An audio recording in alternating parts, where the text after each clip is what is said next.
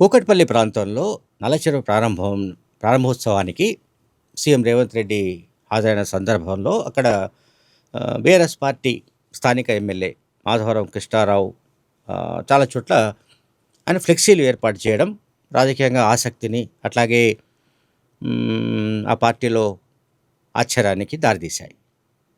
అంటే BRS party Congress party పట్ల, కాంగ్రెస్ ప్రభుత్వం పట్ల, ముఖ్యమంత్రి రేవంత్ రెడ్డి పట్ల ఎంత ద్వేషభావంతో పనిచేస్తుందో మనకు తెలుసు, ఎంత శత్రుపూరితంగా వ్యవహరిస్తుందో మనకు తెలుసు. సో ఈ సందర్భంలో ఒక ఎమ్మెల్యే, తమ పార్టీ ఎమ్మెల్యే ముఖ్యమంత్రి రేవంత్ రెడ్డికి స్వాగతం పలుకుతూ ఫ్లెక్సీలు ఏర్పాటు చేయడం సహజంగానే ఆ పార్టీని ఆ, ఆ, కొంత దిగ్భ్రాంతికి గురి చేసినట్టుగానే మనం భావించాలి. అది చర్చకు కూడా దారితీసింది. అయితే ఆయన మీడియాతో మాట్లాడుతూ మాధవరావు కృష్ణారావు చాలా నిజాయితీగా ఒప్పుకున్నాడు. నేను పుట్టి పెరిగిన ఊరి చెరువు ఇది, ఏది నల్ల చెరువు అనేది. దీని బ్యూటిఫికేషన్కు సంబంధించిన ప్రోగ్రాంలో ముఖ్యమంత్రి రేవంత్ రెడ్డి హాజరవుతున్న కారణంగా ఆయనకు గౌరవంగా నేను ఈ ఫ్లెక్సీలను ఏర్పాటు చేశానని చెప్పాడు.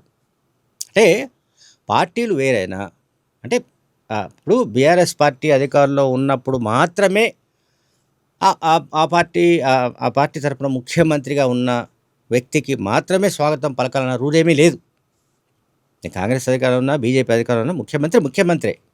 కనుక ముఖ్యమంత్రి హాజరవుతున్న కార్యక్రమాలకు ప్రతిపక్షంలో ఉన్న ఎమ్మెల్యేలు కూడా వాళ్ళు ఇటువంటి సంప్రదాయాన్ని కొనసాగించడం మంచిదే. ఇది అంటే అభివృద్ధిలో భాగస్వాములు కావాలని రేవంత్ రెడ్డి డే 1 నుంచి ప్రతి ఒక్కరిని అడుగుతున్నాడు. ఆయన ప్రతి వర్గాన్ని, ప్రతి రాజకీయ పార్టీని అడుగుతున్నాడు, అభివృద్ధికి ఎవరు అడ్డుపడకండి, అభివృద్ధిలో మీరందరూ భాగస్వాములు కండి, తెలంగాణను మనం మళ్ళీ నిర్మించుకోవాలి. సో ఈ కొత్తగా మనం నిర్మించుకుంటున్న దశలో అభివృద్ధికి సంబంధించిన కార్యక్రమాల్లో మీరందరూ భాగస్వాములు కండి. రాజకీయాలు అనేవి ఎన్నికల సందర్భంలో మాత్రమే మనం మాట్లాడుకుందాము. మిగతా సమయాల్లో అభివృద్ధి సంక్షేమ కార్యక్రమాల గురించి మాత్రమే మాట్లాడదాం, వాటి గురించే అందరం చర్చిద్దాం. ఎట్లా వీలైతే ఆ విధంగా మనకున్న వనరులు, ఇతరత్ర నిధుల సమస్యలు, వీటన్నిటి నుంచి ఎట్లా బయటపడాలి, ఏ రకంగా డెవలప్మెంట్ జరగాలి అనే దానికి సంబంధించి ఎవరు ఎటువంటి సూచనలు చేసినా స్వీకరించడానికి తాను సిద్ధంగా ఉన్నట్టుగా కూడా చెప్పాడు ఆయన రేవంత్ రెడ్డి. తనకు ఎటువంటి ఈగో లేదని, తాను అహంభావి కాదని, కనుక ఎవరు ఎటువంటి సూచన ఇచ్చినా, సలహాలు ఇచ్చినా దాన్ని నిరభ్యంతరంగా స్వీకరించడానికి తనకు ఎలాంటి అభ్యంతరం లేదని కూడా రేవంత్ రెడ్డి చెప్పడాన్ని మనం ఇక్కడ ప్రస్తావించాలి. సో ఇక కూకట్పల్లిలో జరిగిన సమావేశంలో, సీఎం పాల్గొన్న సమావేశంలో బీఆర్ఎస్ ఎమ్మెల్యే మాధవరం కృష్ణారావు మాట్లాడుతూ ముఖ్యమంత్రి రేవంత్ రెడ్డి నాకు సోదర సమానుడి వంటి వారు అని చెప్పాడు. అంటే సోదరుని లాంటి వాడని, సోదర సమానుడు. గతంలో మేము కలిసి తెలుగుదేశం పార్టీలో పనిచేశాము. అంటే రేవంత్ రెడ్డి కూడా పూర్వాశ్రమం తెలుగుదేశం పార్టీ అనే సంగతి నేను ప్రత్యేకంగా చెప్పాల్సిన అక్కర్లేదు. సో గతంలో టీడీపీలో మేము కలిసి పనిచేశాం. అట్లాగే ఈ నియోజకవర్గాన్ని, అంటే కూకట్పల్లి నియోజకవర్గాన్ని మరింత అభివృద్ధి చేయడానికి సంబంధించి నిధులు ఇంకా ఎక్కువగా విడుదల చేయాలని తాను ముఖ్యమంత్రిని కోరినట్టుగా చెప్పారు.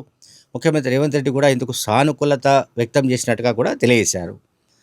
అలాగే కూకట్పల్లి కాన్స్టిట్యుయెన్సీలో ఉన్న మిగిలిన చెరువులు, నాలాల నిర్మాణానికి ఎక్కువ నిధులు కేటాయించాల్సిన అవసరం ఉందని ముఖ్యమంత్రి రేవంత్ రెడ్డిని ఆ సమావేశంలోనే ముఖ్యమంత్రికి ఆయన విజ్ఞప్తి చేశారు.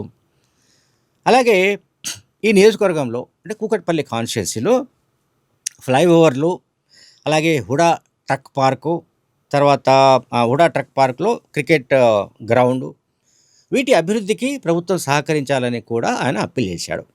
వీటన్నిటికీ రేవంత్ రెడ్డి సానుకూలంగా స్పందించాడు. నిధులను బట్టి, నిధుల కొరతను బట్టి, అలాగే అవైలబిలిటీని బట్టి, నిధుల అవైలబిలిటీని బట్టి తాను తప్పకుండా ప్రతి నియోజకవర్గంలో కూడా, ఆ నియోజకవర్గంలో ఏ పార్టీ ఎమ్మెల్యే ఉన్నాడని తనకు సంబంధం లేదని, తనకు ఈ రాష్ట్ర అభివృద్ధి ముఖ్యమని ముఖ్యమంత్రి రేవంత్ రెడ్డి పదే ఆయన స్పష్టం చేశాడు. అయితే ఇక్కడ నేను ఈ వీడియోలో చెప్పదలుచుకుంది ఏంటంటే,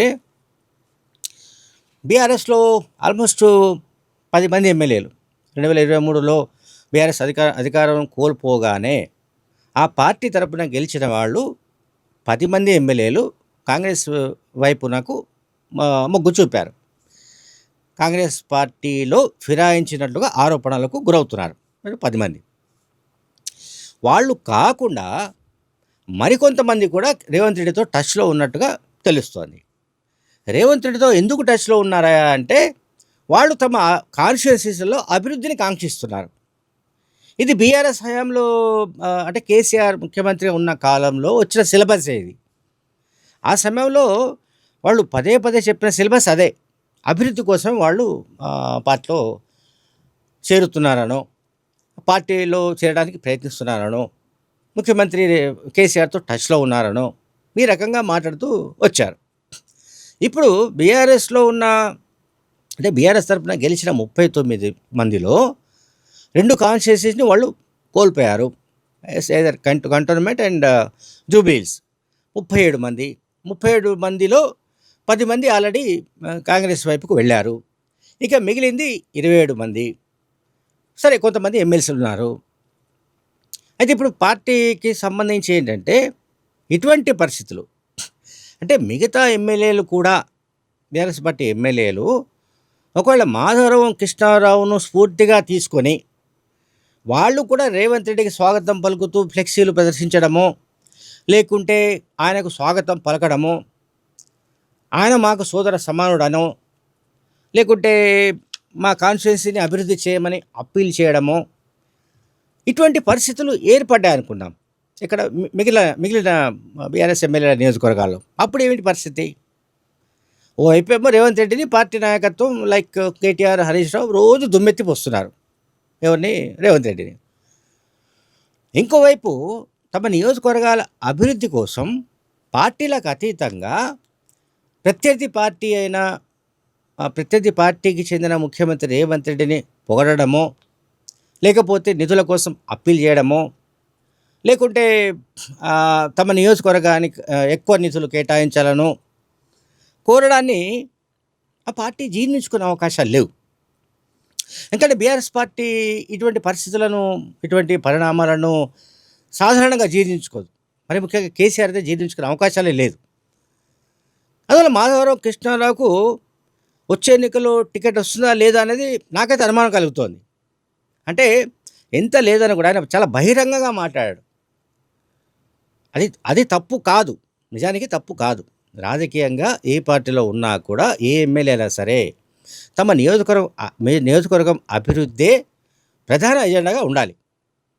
ఆ స్ఫూర్తిని మాధవరం కృష్ణారావు చూపారు. ఆ బాటలో మరికొంతమంది బీఆర్ఎస్ ఎమ్మెల్యేలు కూడా వెళ్ళే అవకాశాలు లేకపోలేదు. సో దాన్ని బీఆర్ఎస్ నాయకత్వం డైజెస్ట్ చేసుకోవడం మాత్రం చాలా కష్టంగా కనిపిస్తోంది. Thank you very much.